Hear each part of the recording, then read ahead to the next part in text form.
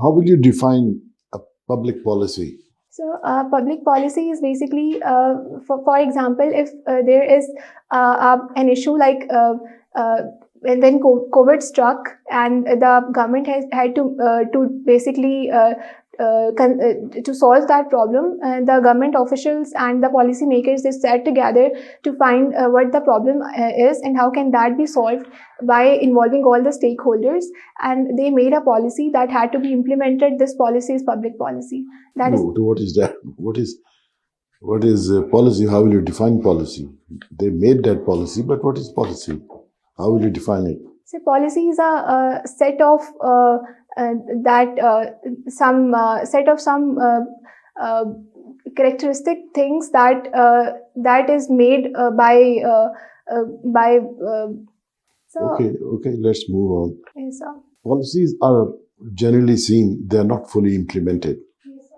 Why it is so? They are left, you see, in the middle. So I think there are three reasons majorly for that. The first reason is that in Pakistan there is not any political continuity, and that's why the public policy that is initiated by one political party, when that political party is not in power, the next political party doesn't continue that, because it thinks that it is a flagship policy of the particular previous government and they do not have the necessary will to carry that further. Secondly, sir, there is a lot of lack of resources in Pakistan. For example, when Sehat Card was announced, and that policy was a very good policy in terms of universal health, but there were so many problems regarding the resources at the end of implementation, and that's why this is the second major problem. And third problem is that, so in Pakistan, the persons who are implementing the policy and the persons who are involved at the lower level, for example, in terms of health card, the private hospitals, for example, they were not very honest with that. Some of the people, they wrote in the newspapers as per the letters to editor that they were not given the right sort of treatment in terms of the health card. The hospitals told that they do not have the necessary equipment. And that was not a real shortage, that was the fake shortage, that was just feigned in order to prevent the proper implementation. What can you tell us about some of the administrative reforms which Dr. Ishrat Hussain proposed for the administrative machinery of our country? Yes, sir. So he proposed a few reforms. Firstly, he proposed that there should be a national executive service and also a provincial executive service.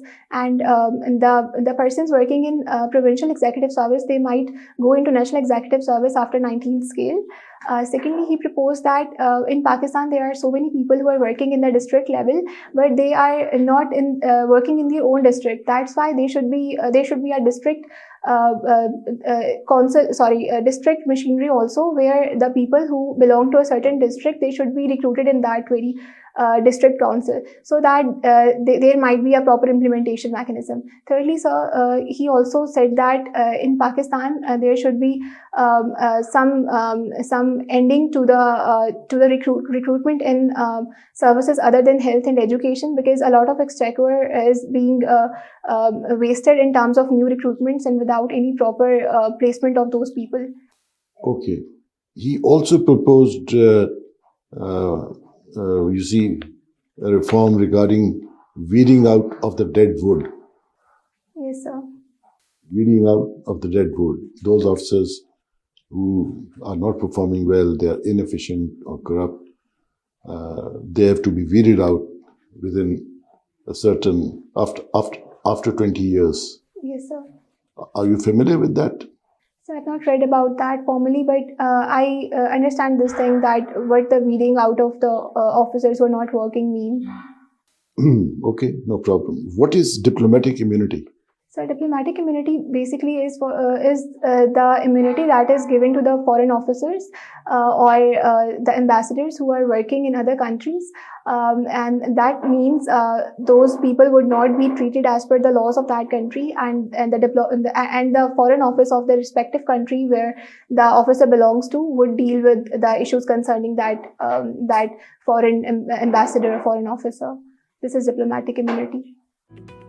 Join CSPs, where we believe that your dreams are our mission. So let us be your partners in this transformative journey as we equip you with knowledge confidence, and resilience required to emerge as CSS toppers. Contact us on our given WhatsApp number 0316 570 1593 or visit our website www.csps.com.pk. How will you promote the soft image of Pakistan as a foreign service officer?